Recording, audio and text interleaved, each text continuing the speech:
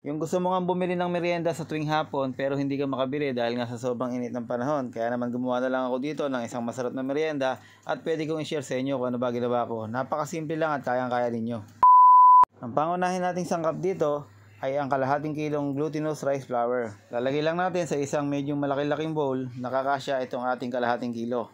Tapos niyan, syempre dito na natin gagawin ang ating mixture. Lalagyan lang natin ito ng tubig. Sa paglalagay naman ng tubig, hindi natin pwedeng biglain. So magagayak tayo dito ng mga almost 2 cups na tubig. Kailangan unti-unti lang ang paglalagay. At pagkakatulad nung nakikita nyo na yan, ako nga medyo sumobra pa sa tubig sa time na yan. Kaya nga ang gagawin natin, medyo i-standby muna natin siya ng mga 30 minutes.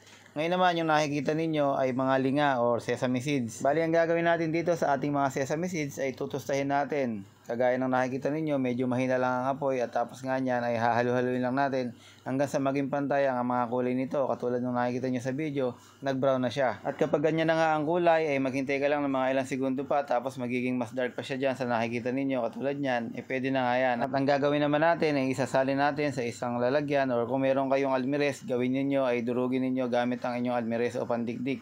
Ako naman wala akong gamit na almires kaya ginamit ko na lang itong ating ladle. Madali naman tong durugin katulad ng nakikita ninyo, konting piga-piga lang ng ating ladle nadurog na. Ngayon naman lalagyan natin ito ng asukal na puti at dito natin ihahalo. Relate na relate nga yung mga taga-probinsya pagka nakakakita ng ganito. Alam na alam nila na ito ay napakabango pagka ganito ang pinaghahalo-halo natin. Amoy na amoy mo nga yung tinustang linga at saka itong ating pinaghahalong asukal, alam mo na kung saan ilalagay. Sabi nga nila, lulubog lilitaw itong ating palitaw. Kaya naman ito at gagawa na tayo. Kung mapapansin mo nga yung galapong natin kanina ay wetty siya. Ngayon naman ay dry na dahil nga in-standby natin siya ng mga 30 minutes. Medyo natuyo na siya at ngayon naman hindi na nga didikit sa ating kamay.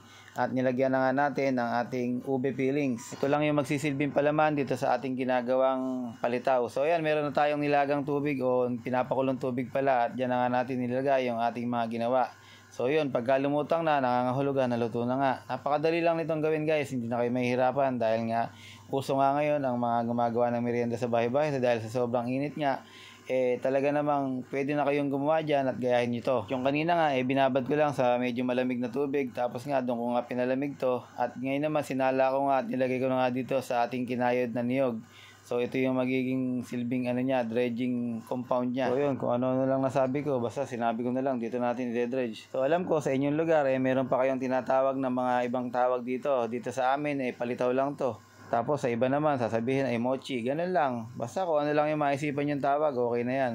Ngayon naman, ilalagay na nga natin itong ating mixture ng linga at saka ng white sugar. Ito yung pinaka-final touches natin para nga talagang masarap yung ating palitaw. So yun na nga, i-comment mo na nga dyan kung taga saan ka at anong merienda ang niluluto mo tuwing hapon. Lalo na pagka mainit, siguro yung iba dyan gumagawa ng halo-halo o yung ginataang pinipig. So yun, sana nag-enjoy po kayo sa inyong pinanood at sana ay makagawa rin kayo ng merienda sa inyong mga bahay-bahay. Mag-ingat po kayong lahat at huwag lalabas kapag sobrang init.